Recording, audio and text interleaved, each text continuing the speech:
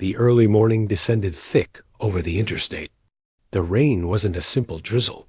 It fell in oblique gusts that hammered the windshield like a handful of tiny stones. The constant roar of the engine and the sway of the 18-wheeler were his only company on that empty stretch between Memphis and Clarksville. Martin Slim Arriaga, with his hands firm on the steering wheel, thought about the coffee waiting at the next truck stop and how he'd adjust his delivery to arrive before dawn in Nashville. Suddenly, in the middle of the engine noise and rain hitting the windshield, a clear and urgent voice broke into his right ear. It wasn't like listening to the radio, nor like Julian, his sleepy co-driver in the cab, talking in his sleep. It was an intense whisper, but direct, as if someone was standing inches from his face. Brake now. The impulse was faster than any thought. Martin released the accelerator, pressed the brake, and engaged the engine brake in one fluid motion, feeling the tires grip the wet asphalt. The entire 18-wheeler shuddered, and the cargo behind creaked like it was protesting the maneuver. The speedometer needle dropped within seconds to almost zero. Just a few meters ahead, the curve looked normal, but turning his head toward the side lights, Martin saw it. An enormous rockslide completely blocked the lane, boulders and mud forming an irregular wall that dissolved into the darkness. If he hadn't braked right then, the truck would have crashed into it at full speed. Martin swallowed hard. He didn't feel fear yet. He felt confusion. His breathing was agitated, and he could hear his heartbeat in his ears. What happened? Julian's sleepy voice came from the back, rubbing his eyes. "A rockslide," said Martin, without taking his eyes off the obstacle. "If I don't stop, we don't make it." Julian sat up looking incredulous at the mountain of earth and boulders. "But how did you see it in this rain?" Martin hesitated. The sound of that voice still vibrated in his memory. Saying it out loud sounded absurd, but he couldn't pretend it hadn't happened. "I didn't see it," he finally answered. "Someone told me." "Right in my ear." The young man frowned. "Who?" Martin shook his head. There was no one else there, and he knew it. The cold of early morning seeped in through the window crack. The smell of diesel and wet asphalt mixed with the sensation that something impossible had just happened. In a reflex action, he got out of the cab, turned on his flashlight, and walked toward the rockslide. Each step on the flooded pavement reminded him that a minute before, this same road had been a death trap. The wind hit his face, bringing the smell of freshly moved earth. He leaned down to examine the boulders. Some still dripped water and mud, a sign the slide was recent. There were no skid marks before where he'd stopped the truck. There had been no time to doubt. The reaction had been immediate. Julian got out behind him, hunching, under the rain. "Old man, this was a miracle." Martin didn't answer. He looked into the darkness beyond the slide as if searching for someone. He found no one, but the certainty that he wasn't alone in that moment accompanied him back to the cab as he started the engine to turn around and find a safe place to wait for help. Something inside him knew that early morning was never going to be forgotten. If this kind of real highway stories touches your heart, subscribe and join us on the complete journey. Martin adjusted the CB radio to report the situation. Static mixed with distant voices of other drivers, commenting on blockades and dangers. Outside, the rain continued falling relentlessly, as if wanting to erase traces of what happened. But inside the cab, the echo of that voice remained as fresh as if he'd just heard it. Martin Slim Arriaga was born in Memphis, in a neighborhood where the smell of burned oil and hot metal was as common as fresh bread. His stepfather, Don Eliseo, worked as a truck mechanic at an improvised shop beside the highway. From age 11, Martin could distinguish the sound of a fine-tuned engine from a sick one. That childhood wasn't easy. Money was scarce, and his mother, Miss Teresa, made do selling tamales on weekends. Miss Teresa had deep faith in Jesus and the Virgin Mary. She carried prayer cards in her purse and blessed Martin each time he left the house, even just to run to the store. "The highway has more crosses than traffic lights," she'd repeat, meaning it was a place as full of dangers as stories. At 17, Martin got his first real job, helper on a cargo truck, carrying groceries to markets in Memphis. The pay was modest, but the experience hooked him. He discovered the silence of the highway at dawn, mountains silhouetted against an orange sky, and the weight of handling tons of merchandise on wheels. He learned to read weather by the smell in the air and to recognize safe truck stops from ones where a stranger's glance could mean trouble. He worked his way up to driving an 18-wheeler. His usual route became a familiar corridor: Memphis, Nashville, Knoxville, Atlanta, Houston. Each mile was a fragment of his life.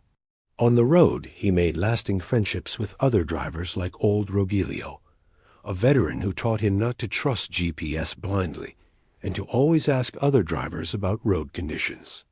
In Nashville, he met Lucy Renteria, a nurse at the hospital, during a visit when he brought an injured co-worker. Lucy had a calm voice and a smile that seemed to listen more than speak. They got together quickly. In less than a year, they married, and soon their daughter, Sophie, was born. Life as a family adapted to the work routine. Long absences, calls from the road at midnight, brief messages before sleep. Lucy was patient, but the weight of raising Sophie fell on her shoulders when Martin was on the road. Still, she always sent him off with "Drive careful, and remember what I told you." Better to arrive late than not arrive at all. Road culture also shaped him. Roadside diners, coffee served by weathered hands, old country songs coming from beat-up speakers, CB radio conversations where drivers warned about checkpoints or blockades. Among drivers, there was an informal network that shared routes, warnings, and when possible, a laugh to ease the fatigue. But not everything was camaraderie. Logistics companies measured time with almost military precision. A delay could mean a fine, and clients didn't accept excuses. "The cargo doesn't deliver itself," was a phrase Martin had heard more times than he liked. The pressure sometimes led him to shorten rest periods or drive more hours than recommended. More than once he felt tiredness blur his vision and had to turn the radio up loud to ward off sleep. Still, he maintained pride in his work. "I don't move boxes, I move stories," he'd say, thinking that each load carried the effort of others farm workers, laborers, craftspeople. Conviction kept him going through the hardest days. The night before, the voice that saved him from the Rockslide had stirred something deeper than fear. He didn't say it out loud, but between disbelief and gratitude, he felt that maybe all he'd learned on the road wasn't enough to explain what just happened. The rain of that night still weighed on his bones. Outside, the highway continued its endless course, and inside him, the uneasiness to search for answers began to grow. The next day dawned, gray and humid in Nashville.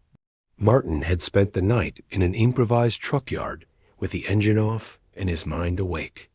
The image of the Rockslide was still there, as vivid as the voice that warned him. Before resuming his route, Julian insisted they see a doctor. "Just to rule things out, Slim. You might be falling asleep without realizing it," he said, lighting a cigarette. Martin huffed, but agreed. They drove to a clinic where Dr. Arriaga worked, a tall man with gray hair and thin glasses who seemed to weigh his words before speaking. "You say you heard a voice, Mr. Arriaga?" the doctor asked, reviewing a folder. "That's right, doctor.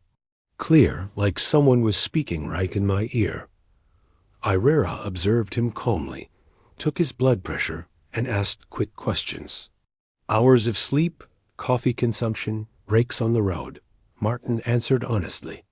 Between delivery pressure and the weather, he'd slept less than 6 hours in 2 days. This could be a microsleep episode or auditory hallucination from fatigue, the doctor explained. It's not uncommon in long-distance drivers. Your brain sends you alert signals disguised as sounds or voices. Martin frowned. And how do you explain that I braked right before a rockslide I couldn't see? The doctor didn't deny his point. That could be coincidence or instinct. The body perceives things the mind doesn't fully register. Changes in light, vibrations. It could also be faith.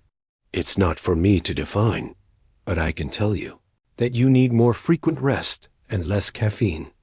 Martin thanked him and left with a mix of relief and doubt. Outside, Julian waited with his hands in his pockets. So was it exhaustion or a miracle? You choose. They resumed driving toward Nashville. On the way, Martin received a call from Ana, the dispatcher in his main terminal. Martin, the client is pressuring. We need the cargo in Memphis by first light. I can't go faster than the road allows, Ina. I understand, but if we don't make it, there's a penalty. Do what you can. The company pressure was a weight he knew well, but this time remembering the rockslide made him stand firm. Arriving in Clarksville, Martin decided to stop for a few minutes at St. John Baptist Church. He found Father Thomas, a middle-aged man with a calm gaze and large hands. They told me you had quite a scare last night, said the priest as they sat on a wooden bench. Martin told the story without embellishment or exaggeration. What do you think it was? Asked the father. I don't know. But if it was God, why me? Thomas smiled slightly. Sometimes faith isn't meant to be understood, but lived.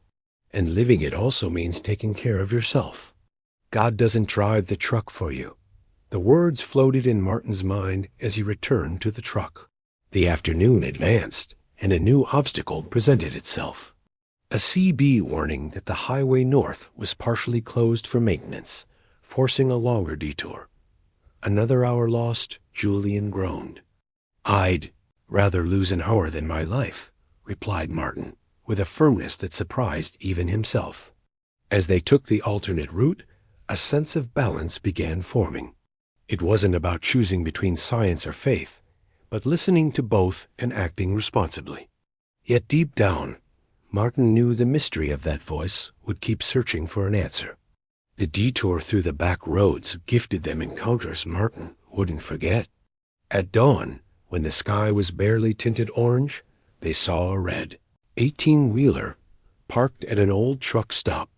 It was Rogelio's, a veteran with a thick mustache and grave voice that seemed to drag decades of road in every word. Slim, greeted Rogelio, raising a weathered hand. I heard you heard a voice. Martin shrugged uncomfortably. I'm not sure if voice, but it saved me from a bad crash. Rogelio laughed with a dry wheeze. You're not the first. On Highway 40, they say there's an angel that warns those who still have things to do here. It happened to me 15 years ago. If I don't brake, another truck without brakes takes me out. Martin listened in silence, curious and skeptical.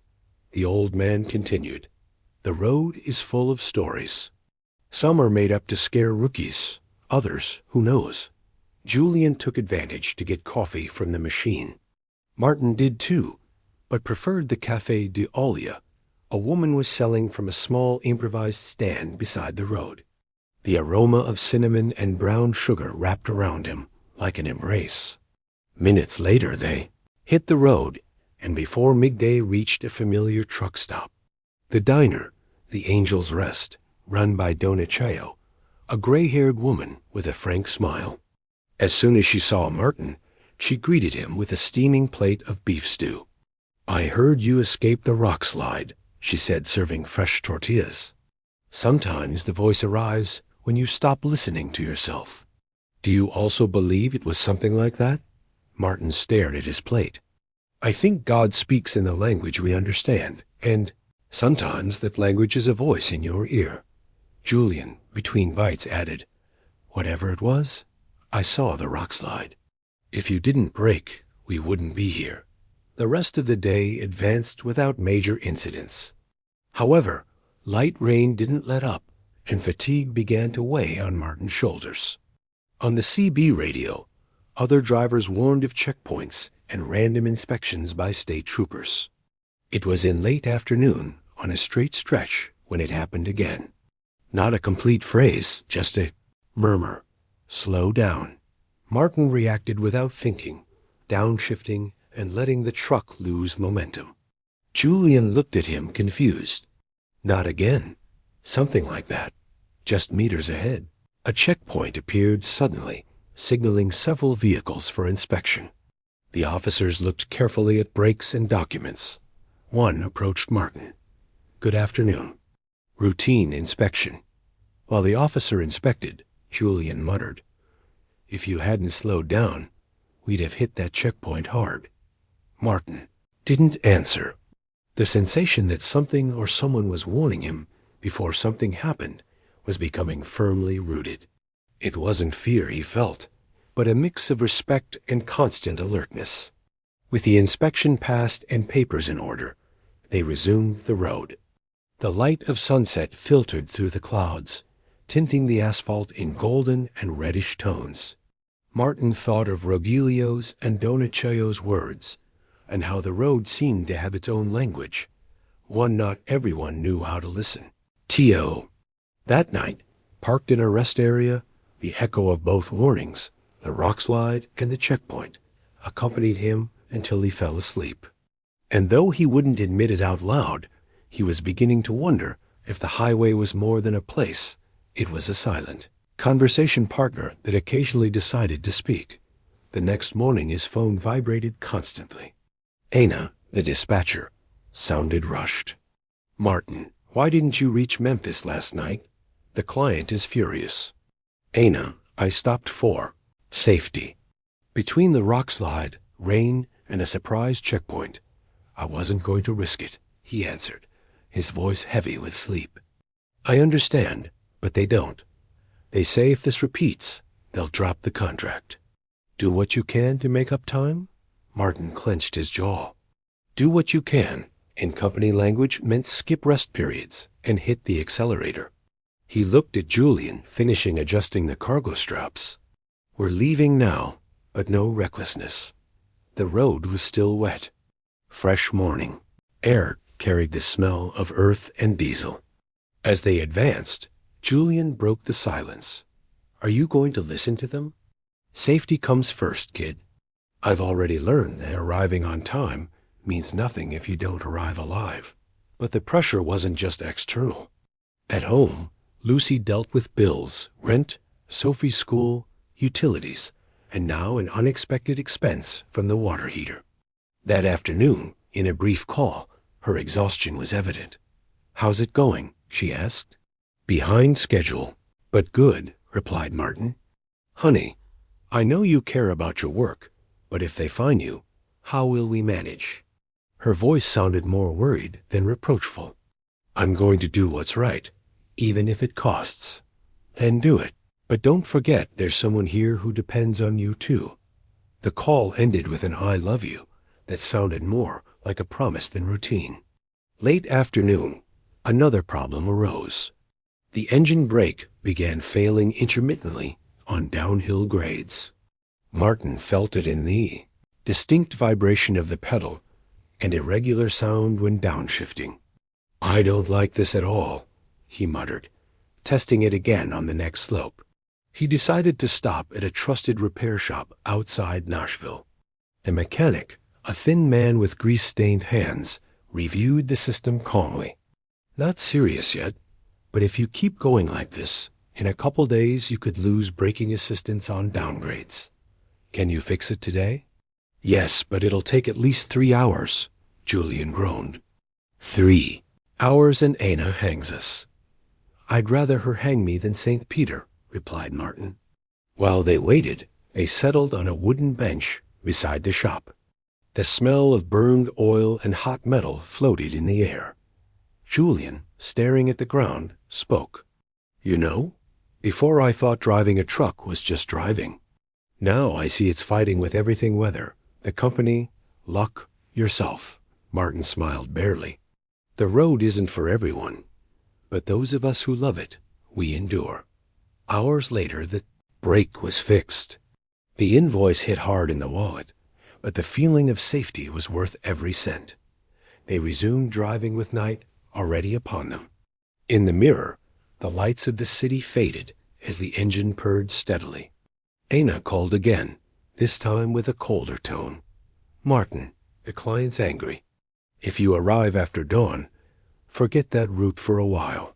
Martin, the client gets what I deliver when I'm ready to deliver it. I'm not gambling with my life or my partner's."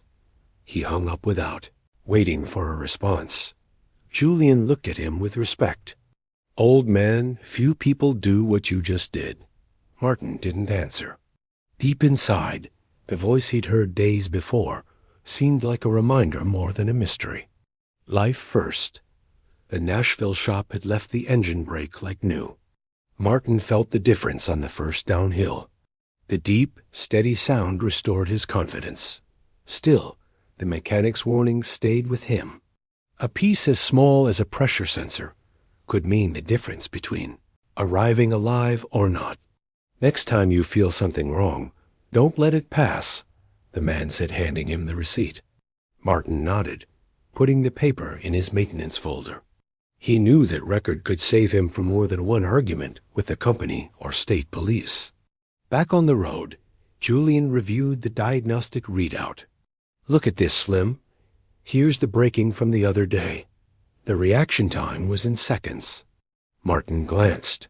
The graph showed the speed dropping sharply right before the kilometer where the Rockslide had been. "And here," added Julian, "are the braking marks the truck left." An insurance adjuster could confirm this wasn't a normal maneuver. Martin stayed silent. Having proof relieved him, though he knew it didn't explain the voice. The journey continued through fields stretching under a low gray sky. Mid-afternoon, while listening to country music low on the radio, that strange sensation returned. It wasn't a shout or even a clear order, just a whisper that seemed to come from far away. "Don't take the back roads." Martin felt a chill. At that moment, they were about to take an alternate route that, according to GPS, saved almost an hour. "What happened?" asked Julian, noticing him slow down. "We're taking the toll road, but it's more expensive and longer. Something tells me today isn't a day to scrimp." The young man didn't insist. They took the toll road with its empty booths and well-maintained asphalt. 2 hours later, at a roadside diner, a driver they knew told them the back road had been hit by bandits. "They took everything from several guys," the man said. "They even beat one guy who resisted." Julian's eyes widened. "Old man ... Martin raised his hand so he wouldn't continue. He didn't want to talk about the voice in front of others, but inside, the coincidence hit him hard. They continued north, with the sun setting at their backs. Julian, quieter than usual, checked the cargo occasionally. "Slim," he said, breaking the silence, "I think I'm understanding. It's not just about driving, it's about knowing when not to." Martin smiled barely. "Exactly, kid. And that's not taught in any manual."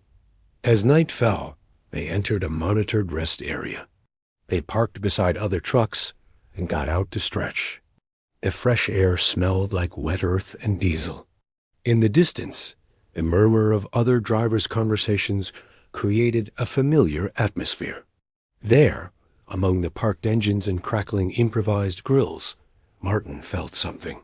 Different, a mix of calm and alertness, as if the highway, after so many tests, was measuring whether it could trust him with something more. While they ate tacos from a street vendor, Julian reviewed the map on his phone. "Tomorrow we hit a rough section. I'll tell Ana we're making short stops. You tell her we're making the stops we need," corrected Martin. The kid nodded, understanding it wasn't about arriving early anymore, but arriving well. And though neither said it, they both knew the highway had given them another warning dressed up as coincidence. The night advanced slowly with the constant hum of tires on asphalt and the aroma of reheated coffee floating in the cab. Julian slept while Martin kept his eyes on the white line of the road. Then, in that thick silence, memories began filtering in without permission. Years ago, on a stretch heading to Memphis, Martin had made a mistake he still carried.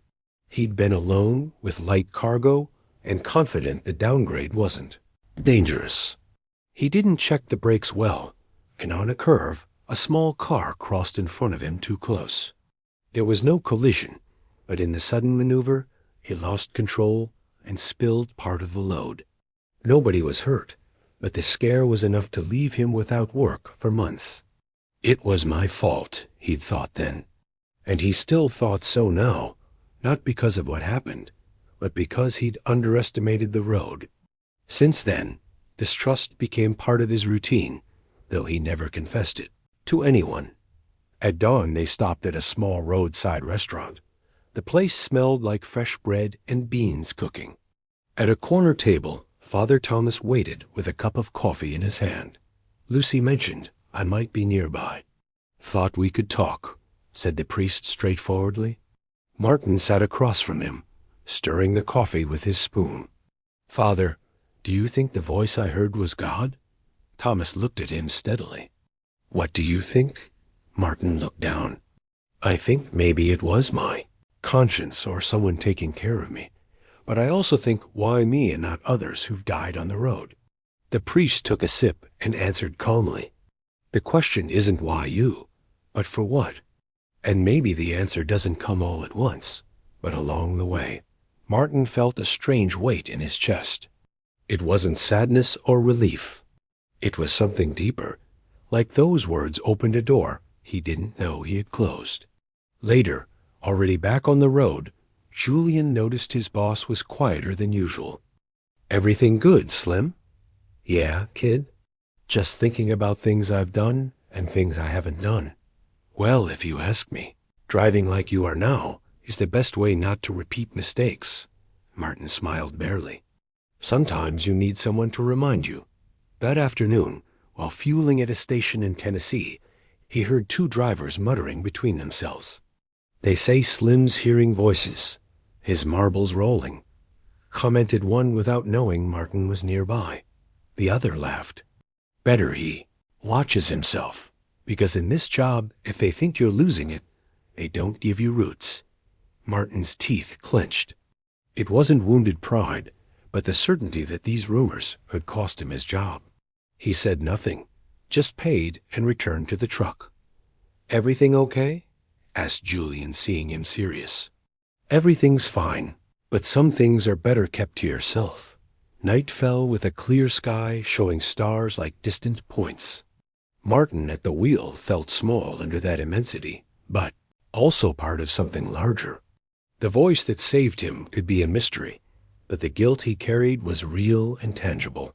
Maybe it was time to make peace with both. Morning dawned clear, with fresh air carrying the smell of wet grass and moved earth. Martin and Julian resumed early, wanting to advance as much as possible before heat set in. They'd barely passed the first toll booth when Martin's phone rang. It was Officer Ortega. Arriaga, good morning. I heard about your Rockslide days ago. We have reports of other incidents in that area. I want to share road closure information so you can adjust your route, said Ortega with a firm voice. I appreciate that, officer. That information can save us more than any GPS. Ortega explained that recent weeks had seen several dangerous points. Landslides from rain, bandits on back roads, and accidents from speeding on downgrades. He sent maps marked with colors indicating risk. Keep communicating. If you see anything strange, call me, he concluded. Martin hung up and looked at Julian. Now it's not just you and me against the road. We've got more eyes watching out for us. Mid-morning, Ana called with a very different tone from days before. Martin, I reviewed the timings. I realize I was pressuring too hard. We're adjusting schedules and adding mandatory rest. A well-rested driver means a safe truck and fewer problems for me with clients, she added, half-joking. In Nashville, they stopped at Donaceo's diner.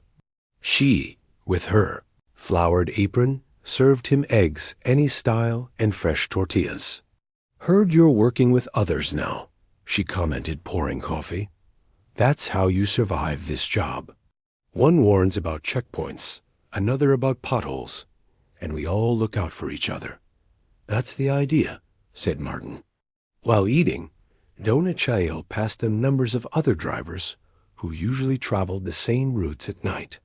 "If you call them, they'll tell you in real time what's ahead," she explained. With new contacts and Officer Ortega's maps, Martin felt the route becoming less uncertain, not less dangerous, but more predictable. Leaving Nashville, the sky began covering with dark clouds. In the horizon, lightning fell intermittently. Ana called again. "You need to deliver in Memphis tonight. The client's urgent." "Have you seen the sky?" replied Martin. "There's an electrical storm coming." "I know, but there's no margin. If you don't make it, we might lose the contract." Martin breathed deeply. "We'll get there, but at the speed the weather allows." As they advanced, rain began hitting hard. The wipers worked at maximum and visibility reduced to a few meters. Julian held the wheel in the trickiest sections, while Martin guided him on maintaining distance and controlling speed on wet curves. "This is what separates an experienced driver from one who's overconfident," said Martin, noting the kid was driving cautiously. "Don't worry, Slim. After what we've been through, I'm not tempting fate." They arrived in Memphis after midnight, soaked but whole. The client wasn't happy about the delay, but the cargo arrived intact and without incident. Martin knew that result was thanks to more than his experience. It was the network forming, a chain of people who understood that on the highway, information and solidarity were as valuable as diesel. The dawn over the road to Mineola was deceptive. The sky seemed clear, but light mist clung to the hills like an omen of something not yet revealed. Martin adjusted his mirrors and checked the dashboard before starting. They carried heavy cargo, and the route included long down grades where any error could be costly. "Today we go easy, kid," he said, starting the engine. "Like always, Slim," replied Julian, buckling his seatbelt. The night before had been restful, but Martin didn't sleep completely peacefully. He'd made a silent decision. He would listen to that voice if it came again. It didn't matter if it came from God, his instinct, or his conscience. What mattered was it had saved him twice. The descent toward the curve section began with wet asphalt. Light drizzle seeped through the wipers. Martin controlled the engine brake and kept speed stable, giving instructions to Julian while the kid took the wheel on the straightest sections. "Brake before the curve, not in the curve. Keep the gear low. Understood?" responded the young man, focused. The mist became denser, like a white wall swallowing the road. The headlights barely lit a few meters ahead. Martin took control and reduced speed further. No hurry here worth the risk. At that moment, above the engine noise, he felt a kind of pulse in his chest, like a silent warning. He didn't hear words, but sensed the urgency to stay alert. He increased distance from the truck ahead. Minutes later, that truck swerved slightly on a wet curve. It corrected, but the maneuver was a clear warning. "Did you see that?" asked Martin. "Yeah, and better we keep going this slow," replied Julian with a nervous grimace. They reached the bottom of the downgrade without incident, but with tension still in their shoulders. They stopped at a gas station to fuel and checked the cargo securing. The smell of fuel and engine steam created a dense atmosphere. "Kid, this job is more than moving merchandise," said Martin, cleaning the windshield. "It's knowing when to stop and when to go." "And now I understand why you always tell me hurry kills," replied Julian. That afternoon, reaching Nashville, Ana called to say that due to delays in other units, they'd have to cover extra distance before the main yard. "No problem," said Martin. "But let's be clear, we're not rushing. Already figured that with you," answered Ana with a resigned but less tense tone. That night they parked at a truck yard.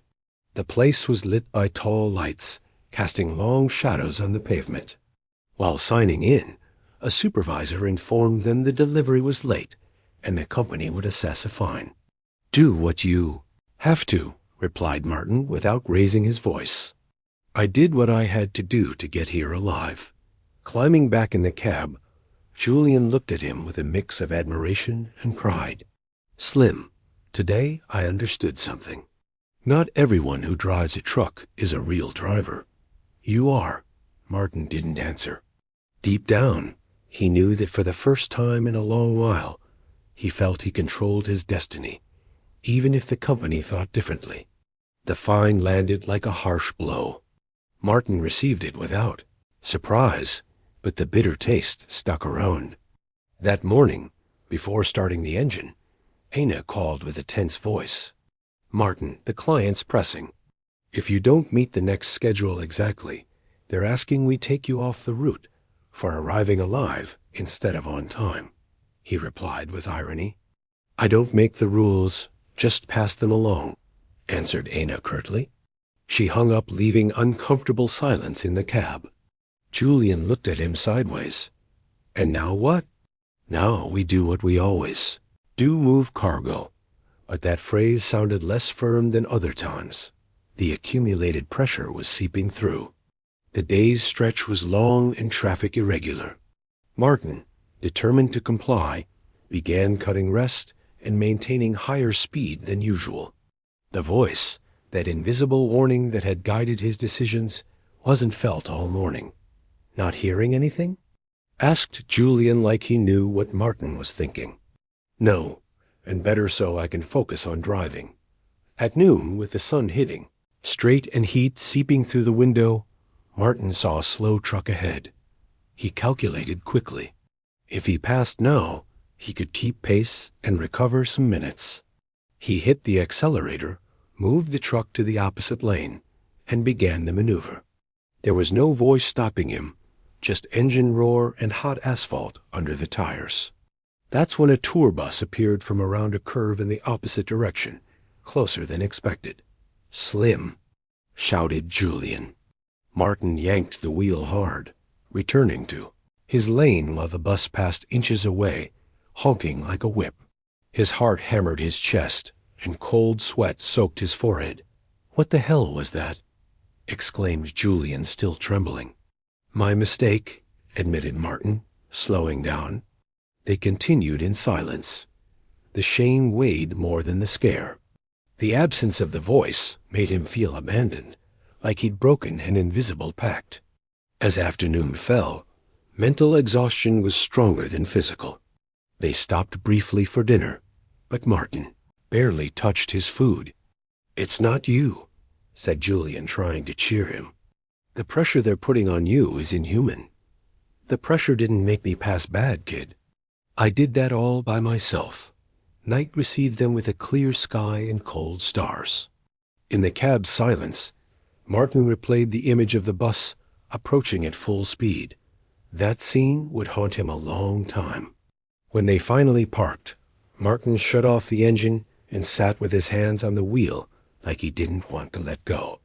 There was no voice, no signs, no certainties. Just the feeling that for the first time since the Rockslide, he'd ignored everything he'd learned.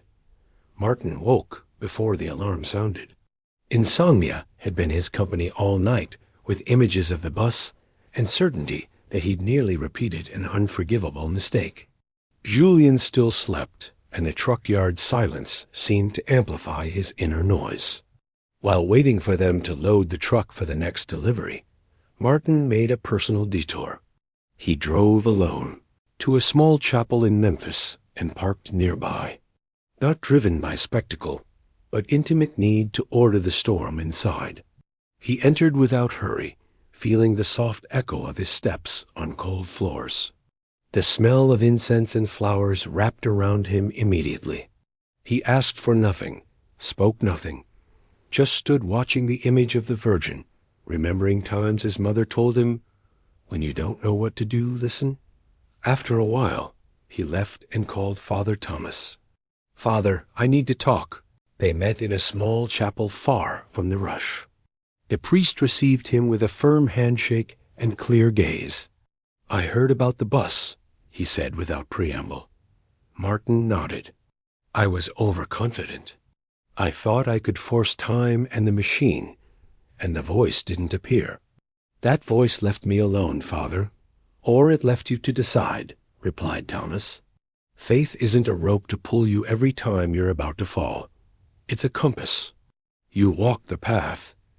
And if I don't know how to use that compass," Martin asked, "you learn. Not always through sermons, sometimes through protocols, discipline, and people reminding you what matters." The phrase stuck.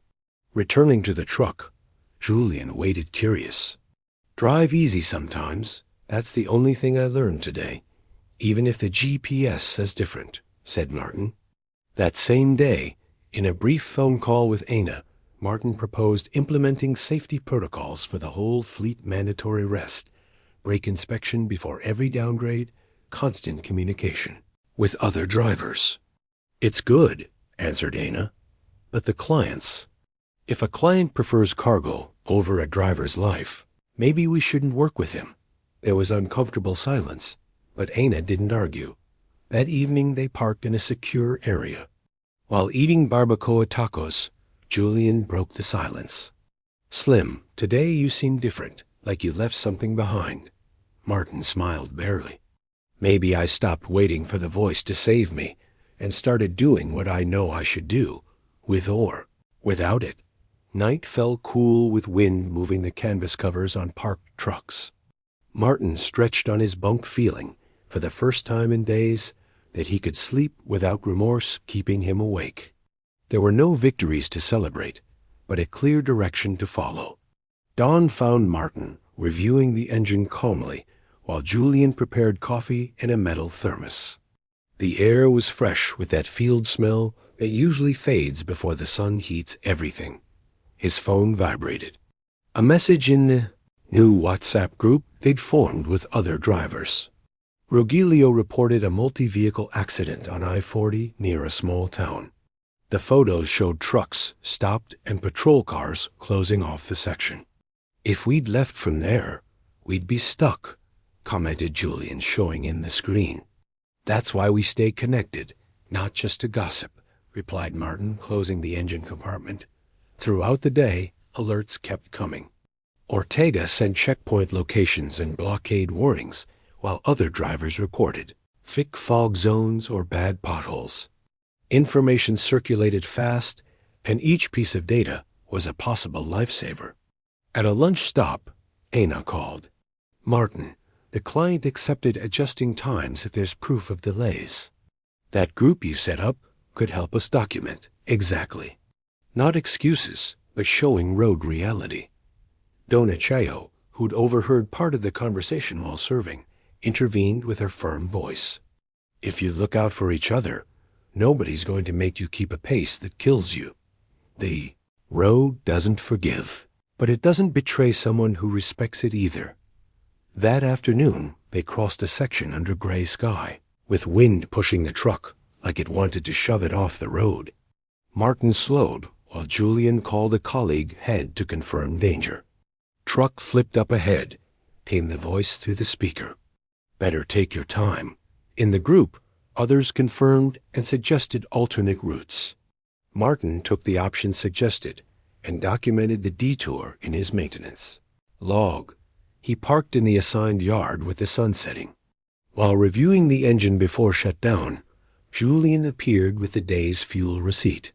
"Flaco, we didn't rush, and we got here." Martin smiled slightly. "And we got here whole. That's what counts." They settled into the routine of dinner, rest, and preparation for the next day. But something inside Martin had shifted. The road still held mysteries, but he was no longer waiting for external voices to tell him what to do.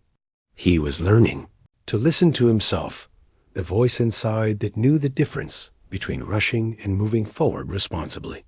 That night, as he drifted to sleep, listening to the distant hum of traffic on the highway, Martin thought about all the conversations, all the helps, all the moments when others reminded him what mattered.